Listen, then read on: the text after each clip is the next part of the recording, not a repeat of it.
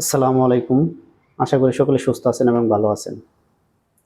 আজকে কথা বলবো বাংলাদেশে কিছু মানুষের উদ্দেশ্য করে, যারা কিনা কিছু হলে আন্দোলন করেন। ভাই, সব জায়গায় সব আন্দোলন চলে না। এই যে ইরানের খামেনি সাহেব মারা গেছে, আপনার এটা নিয়ে বাংলাদেশে আন্দোলন করেন। বলতেছেন তারেক জিয়ার কাছে জবাব চান। খামেনি মরলে কেন তারেক জিয়া জবাব চাই? তারেক জিয়া দেশে কি মারা গেছে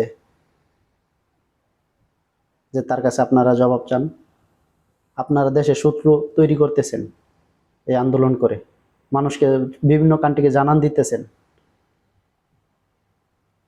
আপনারা ইরানের পক্ষে থাকবেন, আমিও চাই মুসলিম কান্ট্রি, আমরাও মুসলিম, আমরা সাপোর্ট করবো, এটাই স্বাভাবিক। কিন্তু যেহেতু আমাদের দেশের অর্থনৈতিক অবস্থা ভালো না, তো আমরা তাদের জন্য নামাজ পড়ে দোয়া করবো, আল্লাহ তুমি ইসলামের শক্তি বাড়িয়ে দাও, মুসলমান ভাইদেরকে হেফাজত করো। এটা করতে পারবো, কিন্তু আপনারা আন্দোলন যদি ওই দেশে করেন, তাহলে কি হবে? কোনো লাভ হবে ওই দেশে আন্দোলন করে? আরেকটা জিনিস চিন্তা করেন, আমাদের দেশে কত আহ করোনার সময় কত মহামারী গেছে, এরপরে বন্যায় কত ক্ষতিগ্রস্ত হয়েছে দেশে। কই ইরান তো কোনোদিন তার দেশে আন্দোলন করে না যে বাংলাদেশে দুইটা চাউল দাও, ডাউল দাও, দুইটা টাকা দান খরাত করো। করছিল? আমরা তো মুসলমান কান্ট্রি ছিলাম।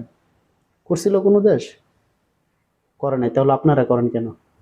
আপনারা দোয়া করেন নামাজ পড়ে, এতটুকুই করতে পারবো আমরা, এর বেশি পারবো না। কারণ আমাদের কাছে প্রতিরক্ষা ব্যবস্থা নেই। আমাদের বাংলাদেশে একটা আক্রমণ করলে কোনো দেশ কোনো প্রতিরক্ষা ব্যবস্থা আছে? নাই, কোনো প্রতিরক্ষা ব্যবস্থা নাই। এই যে মিডল ইস্টে এত এত প্রবাসী বসবাস করতেছে। এই যে আমরা দুবাইতে আছি, দুবাইতে মিনিমাম 10 লক্ষের মতো প্রবাসী আছে। 10 লক্ষ প্রবাসী প্রতি মাসে $5 বিলিয়ন বাংলাদেশের রেমিটেন্স চায়। এখন যদি আপনারা জানান দেন বিভিন্ন দেশে যে আমরা ইরানের সাপোর্ট করি, তাহলে এই প্রবাসীদের যে কাল ক্ষতি হবে না, এমন কোন গ্যারান্টি আছে? আপনাদের তো কিছু হইব না, কিন্তু প্রবাসীদের ক্ষতি হবে। এখন আমরা বর্তমানে যে ফেসিলিটি পাইতেছি, এই ফেসিলিটিটাও পাবো না কয়দিন পরে, যদি বাংলাদেশের মানুষ এরকম করে। সো ব্লাইক, প্লিজ আপনারা কেউ বাংলাদেশে এরকম করবেন না। প্রবাসীদের জন্য দোয়া করবেন, আল্লাহ যেন সবাইকে সুস্থ রাখে, ভালো রাখে, এই বিপদ থেকে সবাইকে উদ্ধার করে।